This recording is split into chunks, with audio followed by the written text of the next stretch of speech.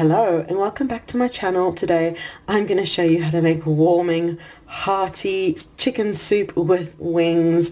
I've got loads of veggies in there and there's chicken. We do like including keeping the bone on and having it quite like that, but I'll talk you through it as I go in this video today. And as always, be sure to leave a like, subscribe for more videos, comment too, let me know if you give this lovely chicken soup a try and what you think of it. And I've also written a blog post which I'll leave down below, which has the full recipe and step-by-step instructions too, so click through for that. And now let me show you how to make this lovely soup. So this is the chicken that I'm using, Irish chicken wings. There's 905 grams, which is a bit over 2 pounds of chicken here. It's already been cut into the little pieces and I'm just going to use them whole just like this. And now for flavor, I'm going to be adding onion and garlic as well as carrot. I like adding carrot into my soup. I think it's just kind of perfect, but I'll add it along and talk you through it as I go. So start by getting the stovetop heated up, and you can use coconut oil, olive oil, butter, whatever you usually use for cooking, to get melted and get nice and hot. And then we're going to add in chopped onion and garlic. While the stovetop's heating up, I've opened up the chicken and given a good couple of shakes of salt, and I've chopped up an onion. I'm just using a red onion because that's what I've got. I've chopped up an onion and very roughly chopped up a few cloves of garlic. Use as much or as little as you want. And now as soon as the stovetop's hot, we're going to pop in the onion and garlic. So the onion and garlic is on the stovetop, and we'll just give it a stir and cook it till it starts to soften.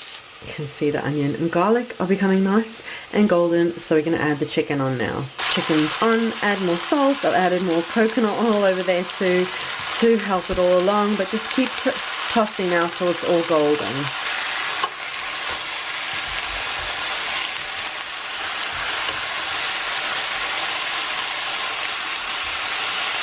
Meanwhile, chop carrots up. I leave them unpeeled just for the fiber and nutrition and to make it really quick and easy. And then add them to the chicken and toss to combine.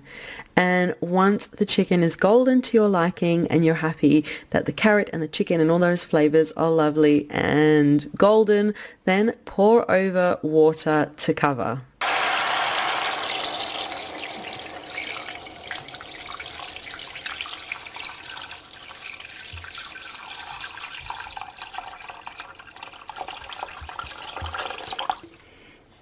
There you go.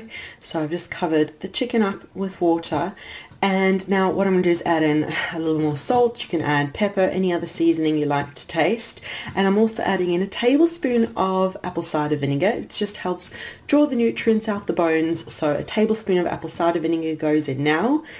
And then just bring it up to simmer, and as soon as it comes up to boil, reduce it down and let it bubble away for a couple of hours. So I will let it bubble for about 2 to 3 hours today and then allow it to cool completely. So I will show you once we've kind of got to that stage. So my soup's come up to a boil, so I'm going to reduce it now down to simmer and let it simmer for a couple of hours today and then let it cool completely. I've taken the soup off the heat. It bubbled away for about 2.5 hours, just getting lovely flavor, and now just allow it to cool to room temperature and then pop it in the fridge overnight. It'll develop so much flavor and all those lovely nutrients will just seep out into the soup, and it just makes it so good and nutritious and healthy and lovely and just so good for you. So I'm gonna let this cool, pop it in the fridge, and I will show you next heating it up tomorrow.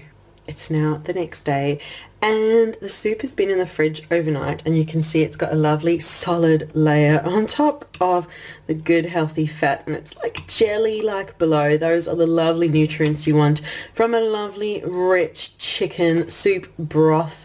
So now we're going to pop it back onto the stove top, bring it up to boil, and it really just depends on how long you want to bubble it for. The longer it cooks for, the softer the chicken will be and the more nutrients are released from those lovely bones and all the chicken goodness. So it's up to you today to bubble it as long as you want and then serve it up, which I will show you next.